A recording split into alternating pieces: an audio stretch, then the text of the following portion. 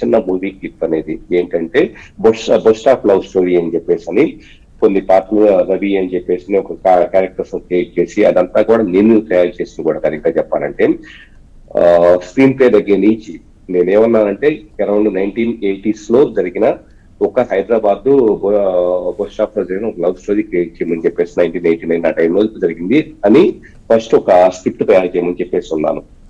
So opening scene దగ్గర నుంచి complete శుభం కార్డు వరకు కూడా అది ఓవరాల్ స్క్రిప్ట్ ఇచ్చింది. సో ఇచ్చిన తర్వాత దానిని నేను సోరాకి ఇన్పుట్ గా ఇచ్చేస్తే అది ఆటోమేటిక్ గా 5 seconds ఫ్రేమ్ చొప్పున ఫుటేజ్ చొప్పున మొత్తాన్ని కూడా ఓపెనింగ్ సీన్ లో Ravi bus stop scene overall వచ్చేటప్పటికి పాన్ చేసుకుంటా వచ్చేసి సో ఆటోస్ వస్తూ ఉండటం ఇదంతా కూడా ఆల్రెడీ మీకు ఆ క్లిప్ నేను పంపించాను. నేను చూపిస్తాను సార్, మీరు మాట్లాడాక వేద్దామని నేను ఆగాను, మీరు మాట్లాడాక అది ప్లే చేద్దామని. సో ఇప్పుడు దాన్ని వచ్చేటప్పటికి క్యారెక్టర్స్ అక్కడ ఉన్న క్యారెక్టర్స్ ఒక్కళ్ళు కూడా నిజమైన వాళ్ళు కాదు, కానీ 100% వచ్చేటప్పటికి ఒక సహజ నటుల్ని కాలేజ్ పుట్టాలకు తీసుకొచ్చి అక్కడ నటింపజేసినట్టుగా కనపడుతూ ఉంటుంది. ప్లస్ విజువల్ గా కూడా వచ్చి చాలా సినిమాటోగ్రఫీలో వచ్చి మంచి ఎక్స్పర్ట్స్ ఉన్న వాళ్ళు ఎవరైనా ఉంటే గనక వాళ్ళు డిఫరెంట్ లైటింగ్ కండిషన్స్ లో కూడా ఎస్టాబ్లిష్ చేసేలాగా దాంట్లో సెట్టింగ్స్ ఉంటాయి.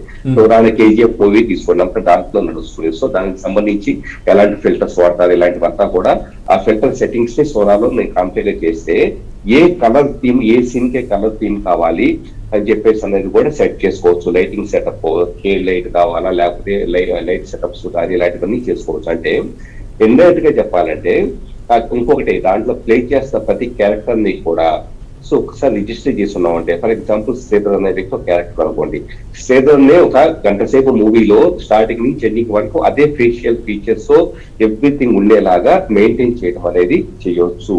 పాత్ర స్వరూపాన్ని బట్టేసి లేకపోతే ఇంకో దాన్ని బట్టేసి కావాలంటే మార్చుకోవచ్చు కూడా. ఇంత వచ్చిన తర్వాత ఒకటే పవన్ గారు నాకు అనిపించింది 100% ఈ రోజు సినిమా ఇండస్ట్రీ ఎంజాయ్ చేస్తున్నారు. నా ఉద్దేశం ఏంటంటే వేరే తప్పుగా అర్థం చేసుకోవద్దు, భారీ మొత్తంలో కోట్లాది రూపాయల రెమ్యునరేషన్స్ కావచ్చు ఇలాంటి హీరోలు లేకపోతే కనుక ఫేస్ వాల్యూ ఇవంతా ఈ విషయం ఒకసారి మీరు చేసినటువంటి ఆ క్లిప్ ఏఐ ద్వారా చేసిన 30 seconds క్లిప్ ఏదైతే ఉందో చూసాక మనం ఇవి మాట్లాడదాం. ఒకసారి ప్లే చేయండి, అది ప్లే చేయండి.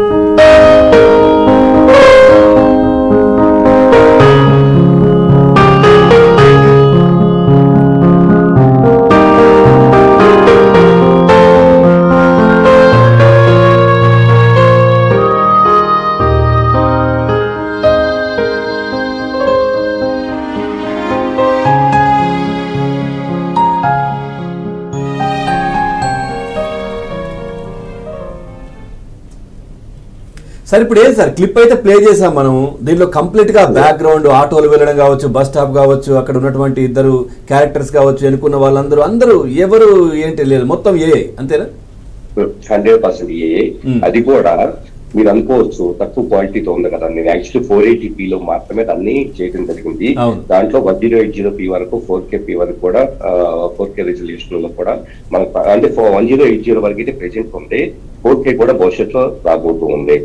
సో దీన్ని బట్టి మీరు అర్థం చేసుకోవచ్చు ప్రతి అక్కడ ఎవరైతే ఆ కుర్రాడు ఉన్నాడో లేదా అమ్మాయి ఉన్నాయో అమ్మాయి అట్లా పట్టించుకోవట్లేదని చెప్పేసి నా ఎక్స్ప్రెషన్ ఏదైతే ఇచ్చిందో జస్ట్ ఇలా కన్ను ఇలా ఓరగా చూస్తాం కానీ ఇదంతా కూడా నిజంగా ఆ సీన్ రావాలి అంటే కనుక సినిమా ఇండస్ట్రీలో ఫిల్మ్ జర్నలిస్ట్ కూడా నేను వర్క్ చేస్తున్నాను కాబట్టి super hit film magazines around 96 to 98 cinema industry మీద కవరేజ్ కోసం వెళితే అక్కడ మేము వచ్చేటప్పటికి ఆ షార్ట్స్ ఒక్కొక్కటే 10-15 టేకులు నడుస్తూ ఉంటాయి. సో ఫైనల్ గా టీం అంతా అక్కడ ఉంటారు, ఇదంతా అయిపోయిన తర్వాత ఆటోమేటిక్ వచ్చేటప్పటికి ఓకే ఊపిరి పీల్చుకుంటారు. అలాంటిది ఇక్కడ ఆ అమ్మాయి ఎక్స్ప్రెషన్స్ దగ్గర నుంచి ఎవ్రీథింగ్ అక్కడ బ్యాక్గ్రౌండ్ లో ఏవైతే ప్రాపర్టీస్ ఉంటాయో అంటే ఆటోలు కానీ మనుషులు కానీ లేకపోతే ఏమైనా బ్యాక్గ్రౌండ్ ఎవరు నవ్వుతూ ఉండాలంటే అక్కడ నేను యాడ్ చేయవచ్చు.